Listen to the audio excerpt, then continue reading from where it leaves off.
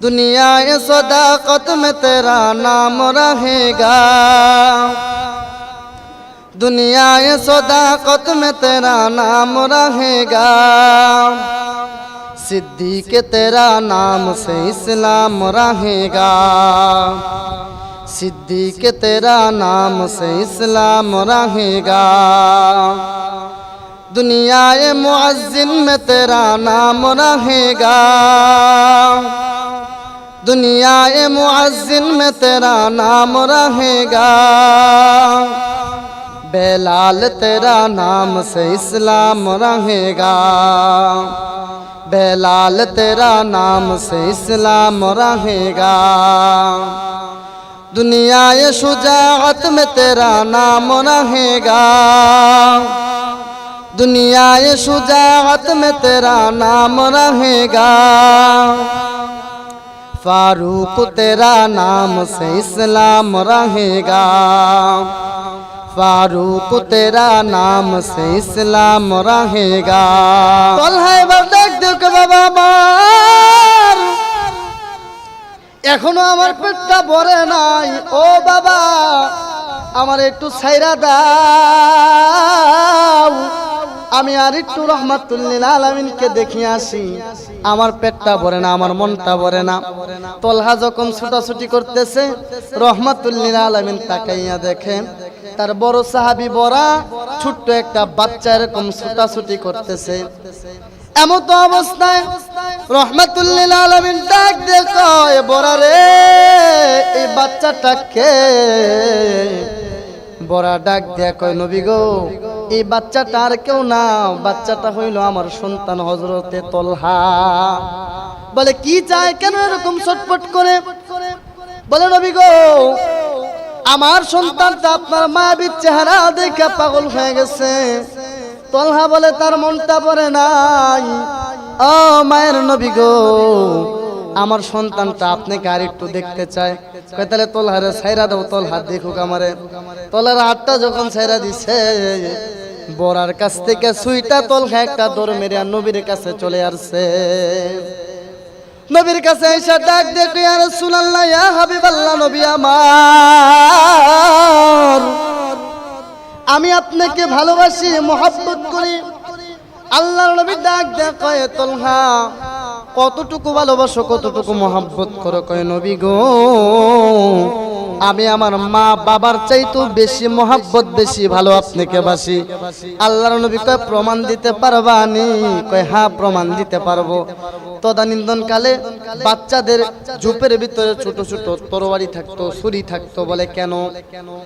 কখন যুদ্ধের ডাক চলে আসে বলা যায় না, কখন শত্রুর মোকাবেলা করা হয় বলা যায় না। এই জন্য তলহার মা তলহার খুপের ভিতরে একটা ছোট্ট তরবারি দিয়া বললেন, বাবারে এই তরবারিটা যখন তোমার কাজে লাগবে তখন বাইর করিয়া কাজে লাগাইও। আল্লাহর নবী তাকাইয়া দেখলেন ওই তলহার খুপের ভিতরে ছোট্ট একটা তরবারি দেখা যায়। আল্লাহর নবী ডাক দিয়ে কয়, তলহা তোমার খুপের ভিতরে কি? তলহা রাদিয়াল্লাহু তাআলা আনহু ডাক দেখো, নবী আমার, আল্লাহু আকবার, ও নবী আমার, খুপের ভিতরে যেই জিনিসটা দেখা যায়, জিনিসটা ছোট্ট ধারারও একটা তরবারি। আল্লাহর নবী ডাক দেখো, তলহা রে এই ধারানো তরবারিটা দিয়া ওই যে তোমার বাবা বড়া দেখা যায়, তোমার বাবার কল্লাটা আমার কাছে কাইটা নিয়ে আসতে পারবা কিনা? ভাইজান আমার বন্ধুগণ, অল্প কিছু সময় আপনাদেরকে একটু টাচ দেয়া যায়। যেহেতু রবিউল আউয়াল মাস, এই রবিউল আউয়াল মাস আমাদের নিকট যেরকম দামি, যেরকম আনন্দদায়ক, যেরকম এহতেমাম, যেরকম খুশি, যেরকম উল্লাস, এই রবিউল আউয়াল মাস ওই পরিমাণের কষ্ট, ওই পরিমাণের আঘাতপ্রাপ্ত, ওই পরিমাণের দুঃখ, ওই পরিমাণের কষ্ট আমাদের দিলের ভিতরে। বলে কেন আবার দামি, কেন আবার কষ্ট, কেন আবার খুশি, কেন আবার আঘাত মনের ভিতরে? বলে খুশি হওয়ার কারণ একটাই, এই রবিউল আউয়াল মাসে আল্লাহ পাক রব্বুল আলামিন আকাদমে তাজদার হাবিবে কিবরিয়া আশরাফুল আম্বিয়া জনাবে মুহাম্মাদুর রাসূলুল্লাহ। সবাই জবান খুলে বলি সাল্লাল্লাহু আলাইহি ওয়াসাল্লামকে আমার আল্লাহ দুনিয়ার জমিনে পাঠাইছেন রহমত স্বরূপ। আবার এই রবিউল আউয়াল মাসে আল্লাহ পাক রব্বুল আলামিন দু জাহানের বাদশাকে দুনিয়ার জমিন থেকে উঠাইয়া নিছে রে। এই জন্য একদিক দিয়ে আমরা অনেক খুশি, আমরা অনেক ভাগ্যবান, আরেক দিক দিয়ে আমাদের দিনের ভিতরে কষ্ট, দিনের ভিতরে চাওয়া পাওয়া। যে নবীর উম্মত হইলাম, এই নবীর উম্মত হওয়ার পরেও নবীজিকে দুই চোখে আমরা দেখতে পারলাম না। মেরে ভাই দোস্ত বুজুর্গ, আখিরি নবীর উম্মত আমি আর আপনি হইলাম, কিন্তু এই নবীজিকে নয়ন করে দেখতে পারলাম না। আল্লাহর নবী বলেন, কোন বান্দা যদি চেষ্টা করতে থাকে, ফিকির করতে থাকে, ইহতিমাম করতে থাকে, ওই বান্দাটা আমাকে নয়ন বইরা দেখবে, আমি ওই বান্দার নিকট ধরা দেই। ওই বান্দা থেকে কখনো গাফেল হইতে পারি না। এইটা 100 থেকে 100% ঠিক।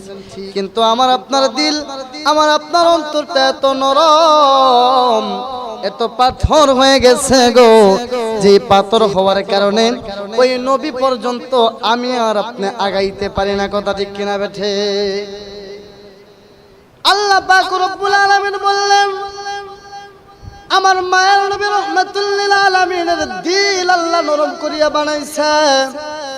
আল্লাহ বলেন, ফাবিমা রাহমাতিল্লাহি লিনতা লাহুম, আমি আল্লাহ আমার নবীর দিলটা রহমত স্বরূপ বানাইলাম, মায়ের চাদর দিয়া বানাইলাম। আমার নবীর রহমতের চাদর দ্বারা আমি আমার নবীর দিলটা বানাইয়া দিলাম। আল্লাহ পাক রব্বুল আলামিন বলেন, এই মায়ার নবীর সাথে যার যতটুকু সম্পর্ক হয়ে যাবে, তার হাসরটা ওই রকম হয়ে যাবে।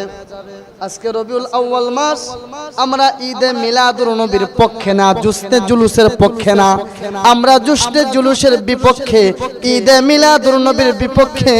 আমরা পক্ষে হইলাম নবীজির সিরাত নিয়া, আমরা নবীজির মিলাদ নিয়া পক্ষ না। কথা ঠিক কিনা বেঠে? আমরা নবীজির মিলাদ পড়ে, নবীজির জন্মদিন পালন করে জাহান্নামের বাসিন্দা হইতে চাই না। আমরা নবীজির সিরাত পালন করে নবীজির সাথে জান্নাতে থাকতে চাই। এই জায়গায় দুইটা দল হয়ে গেছে। একটা দল আছে নবীজির মিলাদ নিয়ে তারা পারাপারি মারামারি লাগাইয়া দিছে। আরেকটা দল হইল নবীজির সিরাত দুনিয়ার জমিনে কায়েম করতেছে। আমি বলি রে ভাই, নবীজির সিরাতের জিন্দেগি, নবীজির জীবনের সূচনা থেকে নিয়া মৃত্যু পর্যন্ত এই জিন্দেগির ভিতরে চলাফেরা, খাওয়া, ঘুম, যুদ্ধ যা কিছু আছে সব কিছুকে এক পাত্রে পাত্রিত করলে যতটুকু ইহতিমাম হবে, ওই জিনিসটার নাম হইল সিরাত। আর নবীজির নবুয়তের পরে মাক্কি অথবা মাদানী জিন্দেগি, ওইটা হইল নবীজির মিলাদ। আমার ভাইরা, মিলাদ দুনিয়ার জমিনে জায়েজ না, জুসনে জুলুস দুনিয়ার জমিনে জায়েজ না। জায়েজ হইল একটা জিনিস, যেই জিনিসের নাম হইল সিরাত। কথা ঠিক কিনা বেঠে? তাহলে এই সিরাত পালন করতে গেলেও আজকে বাধা। নবী বললেন, ও দুনিয়ার মানুষ, আমার সাথে মুহাব্বত রাখো। কুল ইন কুনতুম তুহিব্বুনাল্লাহ ফাত্তাবিউনি ইউহিব্বুকুমুল্লাহ ওয়া ইয়াগফির লাকুম যুনুবাকুম ওয়াল্লাহু গফুরুর রহিম। আল্লাহ পাক রব্বুল আলামিন বলতেছেন, গোলামেরা রে, যদি আমি আল্লাহ পর্যন্ত পৌঁছাইতে চাও, আমি আল্লাহ পর্যন্ত আসতে চাও, তাহলে আমার নবীর মাধ্যম দরকার। মাধ্যম বলছে আমার নবীর মাধ্যম ধরে আমি আল্লাহ পর্যন্ত আসো। আল্লাহ পাক রব্বুল আলামিন পয়গম্বরের মাধ্যম, পয়গম্বরের হাত সুন্দর করে ধরতে বলেছেন। আবার নবীজি বলতেছেন, ক্বালান নবী সাল্লাল্লাহু আলাইহি ওয়াসাল্লাম, মান আহাব্বা সুন্নতি ফাকাদ আহাব্বানি ওয়া মান আহাব্বানি কানা মাই ফিল জান্নাহ। আল্লাহর নবী বলতেছেন যদি আমার মাধ্যম ধরিয়া আল্লাহকে পাইতে চাও তাহলে আমি নবীজিরও তো একটা মাধ্যম আছে, কথা ঠিক কিনা বে ঠিক? নবী বলতেছেন আমার মাধ্যম ধরে আল্লাহকে পেয়ে যাবা, আর আমার সুন্নতের মাধ্যমে আমাকে পেয়ে যাবা। আল্লাহর নবী বলে কোন মানুষ যদি আমি নবীজিকে পেতে চাই তাহলে ওই মানুষটা যেন আমি রাসূলের সুন্নতের ইহতিমাম করে, আমি রাসূলের সুন্নতের কদর করে, আল্লাহ যেটা ধরতে বলেছেন ওইটা ধরে, আল্লাহ যেটা ছাড়তে বলেছেন ওইটাকে ছাড়ে। এ মুসলমানেরা, ওইটা যদি ধরতে পারি, যেটা ধরতে বলেছেন আল্লাহ আর যেটা ছাড়তে বলেছেন আল্লাহ, ওইটা যদি ছাড়তে পারি, নবী বলেন দুনিয়ার জমিনে ওই ব্যক্তিটা কামিয়াব, আখিরাতের জমিনে ওই ব্যক্তিটা কামিয়াব। চিৎকার মেরে বলেন সুবহানাল্লাহ। ভাইজান আমার বন্ধুগণ, সাহাবায়ে কেরাম নবীর সুন্নতকে কেমন করে আঁকড়ে ধরছে, সাহাবায়ে কেরাম নবীজিকে কেমন করে ভালোবাসে, সাহাবায়ে কেরাম নবীজির প্রতি কেমন অটল অবিচল ছিল। ভাইজান যুদ্ধের জন্য আল্লাহর নবী ডাক দিতেন সাহাবায়ে কেরামকে, সাহাবায়ে কেরাম নিজের কলিজা পর্যন্ত দিয়ে দিতেন। হযরত হানজালা ফরজ গোসল বাদ দিয়া যুদ্ধের ময়দানে শহীদ হয়ে গেল। আল্লাহ পাক রব্বুল আলামিন আসমানের উপরে নিয়া তারে কুদরতের পানি দ্বারা গোসল করাইয়া জমিনে পাঠাইয়া দিল। ওয়াসকুরুনি নবীজির মোহাব্বতে নিজের দাঁতগুলোকে ভেঙে ফেললো।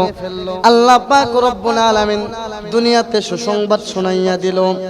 আবু বকর নরম মাপের সাহাবী নবীজির মোহাব্বতে নিজের জিন্দেগিটা চূর্ণ বিচূর্ণ করে দিল। জান্নাতের টিকিট দুনিয়ার জমিনে চলে আসলো। উমর রাদিয়াল্লাহু তাআলা আনহু গরম মাপের সাহাবী নবীজিকে মোহাব্বত কইরা ভালোবাসা নিজের কলিজা পর্যন্ত দিয়া দিল। জান্নাতের টিকিট দুনিয়ার জমিনে চলে আসলো। হযরত বেলাল নবীর মুয়াজ্জিন মসজিদে নববীতে আজান দিত গো। এই বেলাল নবীজির মোহাব্বতে জিহ্বাটা টুকরা টুকরা করে দিল। বেলাল আজান দিলে বেলালের আজানের ধ্বনিটা তুতলা তুতলা লাগতো। মসজিদে নববীর মানুষগুলো কইতো নবী গো এত সুন্দর দামি একটা মসজিদ, এই মসজিদে একটা তুতলা মুয়াজ্জিন আজান দেয়, ও নবী তার আজানটা কি পাল্টানো যায় না? আল্লাহর নবী কয় বেলাল যদি আজান না দেয় আল্লাহ পাক রব্বুল আলামিন কিয়ামত হয়ে গেলেও সূর্য কিন্তু উঠাইতো না। নবীর মোহাব্বতে বেলাল জান্নাতে চলে গেল। শুধু তাই না, এই বেলাল উহুদ পাহাড়ের মতো এই পাহাড়ের উপর চড়াইয়া বেলালকে আঘাত করা হইতো। শুধু তাই না, হযরতে হানজালা তার ইতিহাস তো শোনাইলাম। শুধু তাই না, নবীর সাহাবী আব্দুর রাজ্জাক ঈমান আনতে যাইয়া নবীজিকে ভালোবাসতে যাইয়া পরনের লুঙ্গি পর্যন্ত খুইলা দিল। 18 বছরের বালক, টাকা পয়সা সব কিছুই দিয়া দিল, ঈমানটা বাদ দিল না। শুধু তাই না, হযরতে খাব্বাব নিজের মেরুদণ্ডের হাড় আগুনে পুরাইয়া গোস্ত পুরা গন্ধ নাকের ভিতরে পাইল, তারপরেও ঈমানটা ছাড়লো না, তারপরেও ঈমানটা ছাড়লো না। এটা ছিল সাহাবায়ে কেরামের ভালোবাসা, এটা ছিল সাহাবায়ে কেরামের মোহাব্বত, এইটা ছিল সিরাত। আরে এখন নিজের পেট চুক্তি করার নিগা মিলাদ পড়ো, আল্লাহ হেফাজত করুক, জোরে কোন আমিন। দুনিয়ায়ে সদাকত মে তেরা নাম রহেগা, दुनियाए सदाकत में तेरा नाम रहेगा, सिद्दीक तेरा नाम से इस्लाम रहेगा, सिद्दीक तेरा नाम से इस्लाम रहेगा, दुनियाए मुअज्जिन में तेरा नाम रहेगा, दुनियाए मुअज्जिन में तेरा नाम रहेगा, बेलाल तेरा नाम से इस्लाम रहेगा, बेलाल तेरा नाम से इस्लाम रहेगा, दुनियाए शुजाअत में तेरा नाम रहेगा, दुनियाए शुजाअत में तेरा नाम रहेगा, फारूक तेरा नाम से इस्लाम रहेगा, फारूक तेरा नाम से इस्लाम रहेगा। दुनियाए सदाकत में तेरा नाम रहेगा, दुनियाए सदाकत में तेरा नाम रहेगा, सिद्दीक तेरा नाम से इस्लाम रहेगा, सिद्दीक तेरा नाम से इस्लाम रहेगा। मरहबा कौन आरो জোরে কর মারহাবা। মাশাআল্লাহ। এটাই বুঝাইতেছিলাম যে সাহাবায়ে কেরাম নবীজিকে ভালোবাসতে যাইয়া নিজের জিন্দেগি পর্যন্ত কুরবান করে দিয়েছে, কথা ঠিক কিনা বে ঠিক। তেমনি একটি ঘটনা আপনাদেরকে অল্প একটু সময় মেসাল দিয়ে বুঝাইয়া যায়। ছোট্ট একটা বাচ্চা, পেটের ভিতরে পাথর বাঁধা, চোখের পানি টপ টপ করিয়া পড়তেছে। মার নিকটে এসে ডাক দেয়া কয়, মাগো ঘরের ভিতরে কোনো খাবার থাকলে খাবার দেন, পেটের ভিতরে বড় ক্ষুধা। ভাইজান এই ঘটনাটা বলে বয়ান শেষ করে দিব রে বাবা। দিলের কানটা লাগাইয়া একটু শুনেন, কেমন ভাগ্যবান সাহাবী। বাবাও সাহাবী নবীজিকে দেখছে, ছেলেটা সন্তানটাও সাহাবী নবীজিকে দেখছে। বাবার নাম হইল বরা, সন্তানের নাম হইল হযরতে তলহা। ভাইজান রে, এই তলহার ইতিহাস বহু লম্বা ইতিহাস। এই তলহা রাদিয়াল্লাহু তাআলা আনহু নবীজিকে কেমন ভালোবাসে। আল্লাহর নবীর সাহাবী হযরতে তলহা মার কাছে এসে ডাক দেয়, কই মাগো ঘরের ভিতরে কোনো খাবার থাকলে তুমি দাও, আমার পেটের ভিতরে বড় ক্ষুধা। মা ডাক দেয়, কই বাবা রে আজকে 3 দিন যাবত চুলার ভিতরে আগুন জ্বলে না। ও বাবা, তুমি না রহমাতুল লিল আলামিনকে ভালোবাসো, নবী যদি কষ্ট করিয়া পেটের ভিতরে পাথর বাঁধতে পারে, বাবা গো তুমি কি পাথর বাঁধতে পারো না? ছেলেটা নিজের জামাটা উঁচু করিয়া দেখায়, মা আমার পেটের ভিতরে একটা না দুইটা না 6-6টা পাথর আমার পেটের ভিতরে বাঁধা। মা এবার চোখের পানি ফেলাইয়া ডাক দেখে, তলহা একটু পর তোমার বাবা আসবে, রাসূলের বয়ান শোনার জন্য তোমাকে মসজিদের ভিতরে নিয়ে যাবে রে।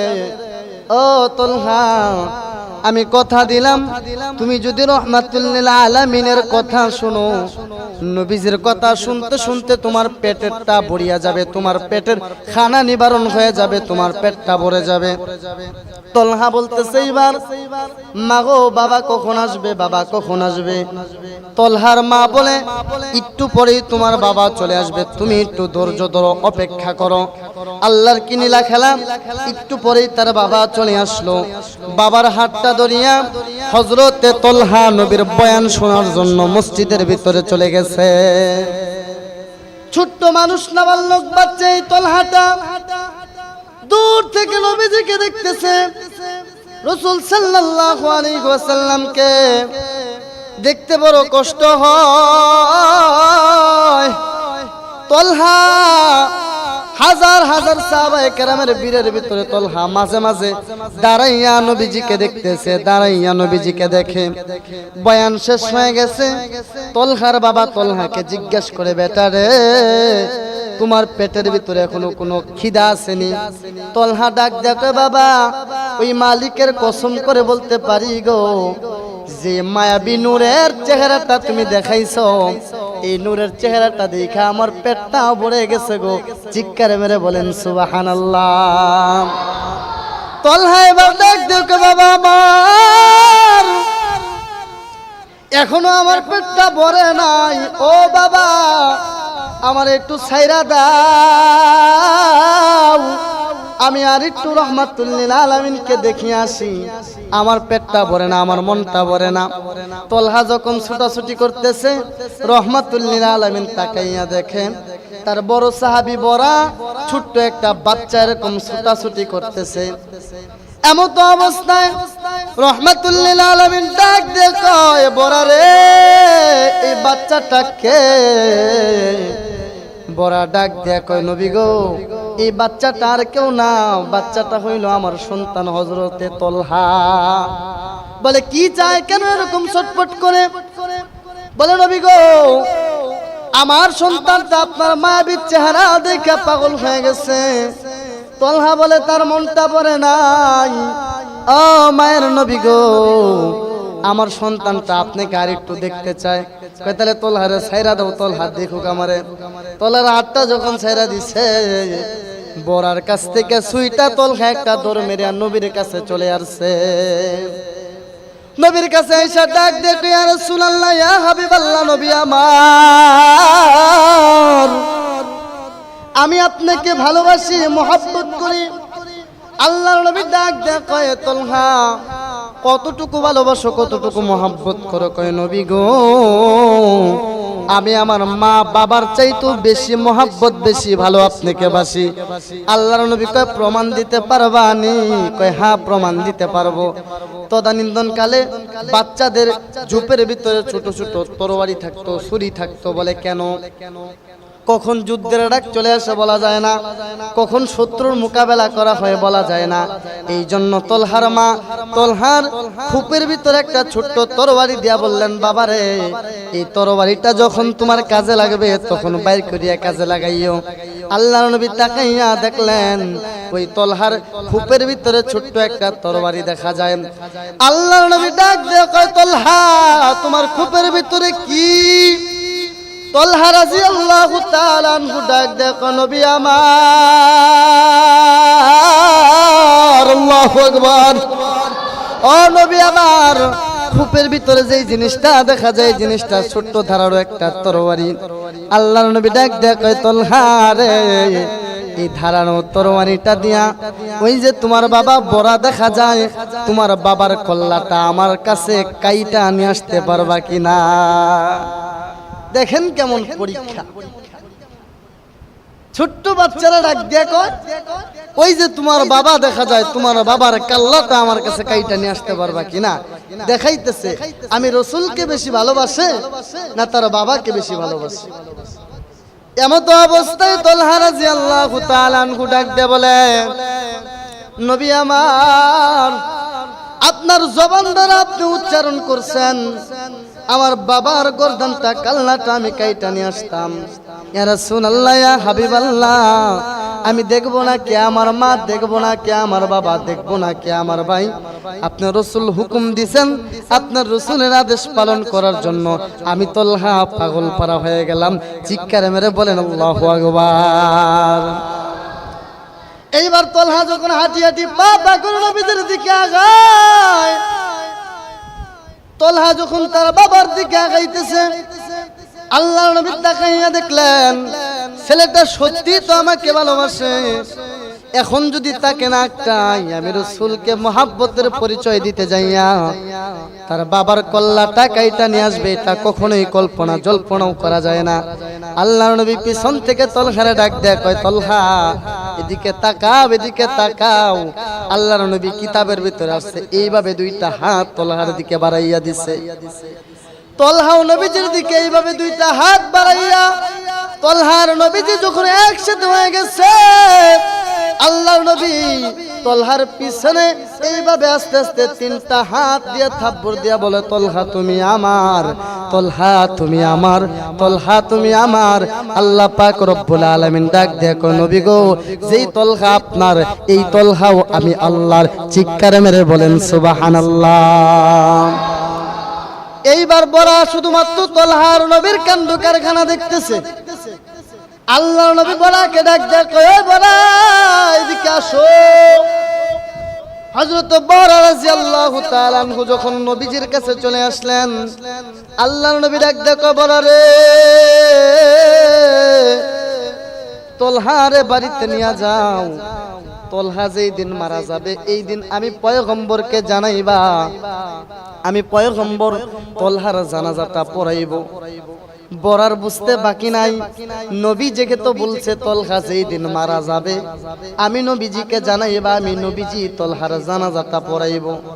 বড়া চোখের পানি ফালায় আর কয়, নবী গো, তার মানে বোঝা যায় তলহা বেশি দিন বাঁচবে না। তলহাও মনে মনে কয়, ও দয়ার আল্লাহ, যে নবী আমার হয়ে গেছে, আমি যেই নবীর হয়ে গেছি, আমার দুনিয়া প্রয়োজন নাই, যত তাড়াতাড়ি পারেন আমাকে আপনি কবরের জিন্দেগিতে নিয়ে যান। আল্লাহ পাক রব্বুল আলামিন তলহার দোয়াটা সুন্দর করে কবুল করে নিল। বরার তলহা দুজন বাড়িতে চলে যায়। কিছুদিন পর আল্লাহর নবী ফজরের নামাজ শেষ করে মসজিদে নববীর মুসল্লায় বসে আছেন। এমত অবস্থায় সাহাবায়ে কেরাম এসে ডাক দেয়, কই নবী গো, আপনার আদরের সাহাবী, আপনার কলিজার টুকরা তলহা দুনিয়ার জমিনে নাই, তলহা দুনিয়ার জমিন থেকে বিদায় হয়ে গেছে। আল্লাহর নবী আবু বকর উমরকে ডাক দেয়, আবু বকর যাও, তলহার বাড়িতে যাই, তলহার সুন্দর করে কবরস্থ করি। তলহার বাড়িতে নবীজি চলে গেলেন, নবীজির সাথে আরো সাহাবায়ে কেরাম চলে গেলেন। আল্লাহর নবী তাকাইয়া দেখতেছেন তলহার বাবা বারান্দায় বসে চোখের পানি ফালাইয়া কাঁদতেছে। আল্লাহর নবী ডাক দেয়া কয়,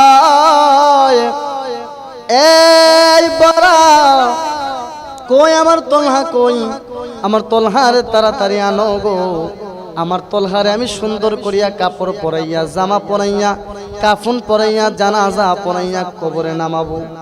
বড়া ডাক দেয়া কই, নবী আমার, আপনার তলহা আজকে মারা যায় নাই, আপনার তলহা আজ থেকে 3 দিন আগে দুনিয়ার জমিন থেকে চলে গেছে। আল্লাহর নবী ডাক দেয়া কই, বড়া রে, আজ থেকে 3 দিন আগে তলহা দুনিয়ার জমিন থেকে চলে গেছে, আমার কও নাই।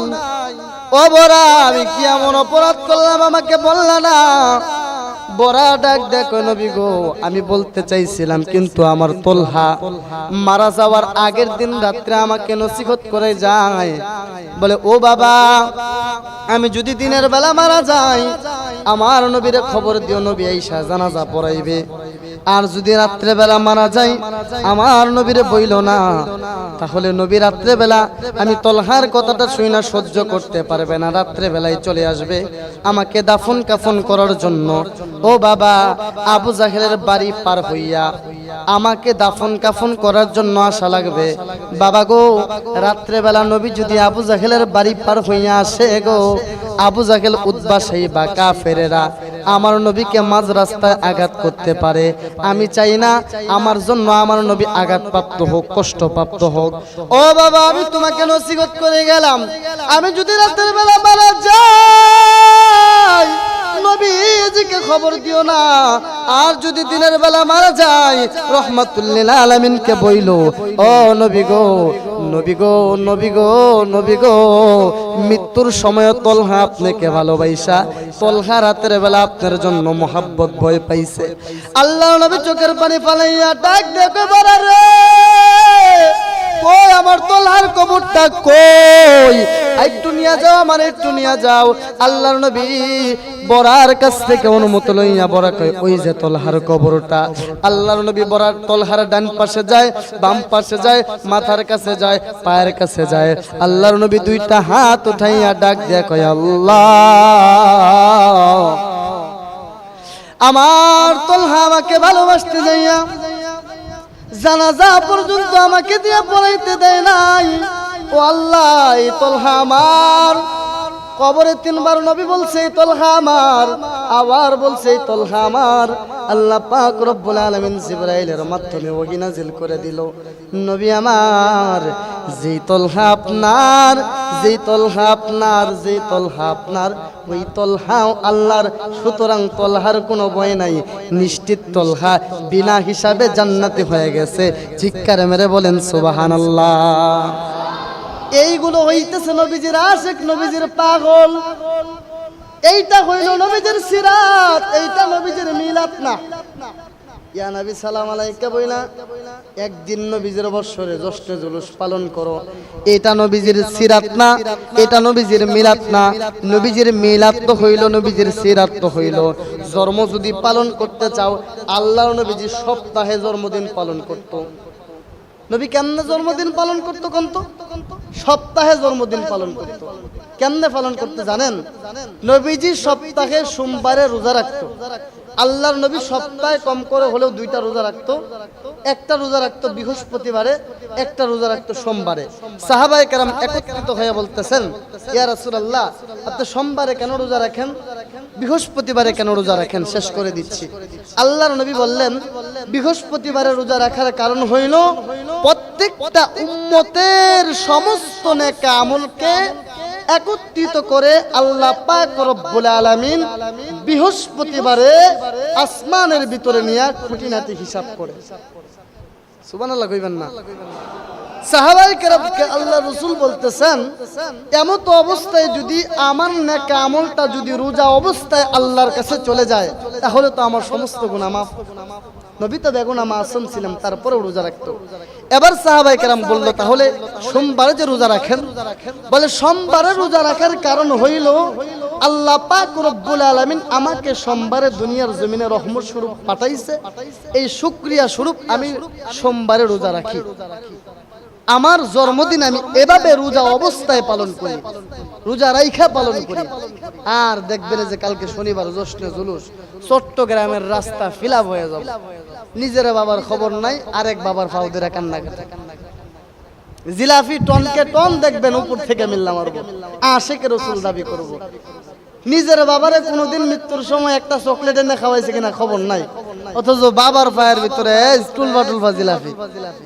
আমরা খবর পাইলাম যে আমাদের এই ময়মনসিংহ থেকে 17টা গাড়ি গেছে কালকে রাতে, বৃহস্পতিবার কালকে রাতে অত্র ময়মনসিংহ থেকে এই জশ্নে জুলুস পালন করার জন্য 17টা গাড়ি গেছে।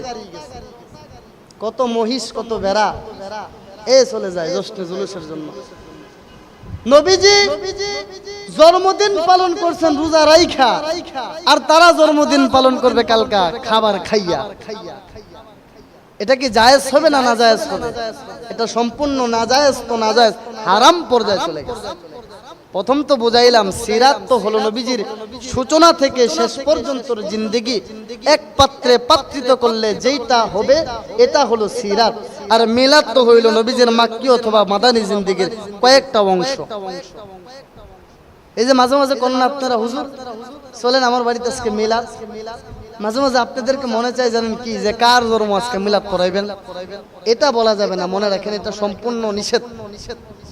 মিলাদ পড়াবো, মিলাদ পড়াবো, আরে কার জন্ম মিলাদ পড়াবেন? মিলাদ শব্দটি করতেই হচ্ছে জন্ম।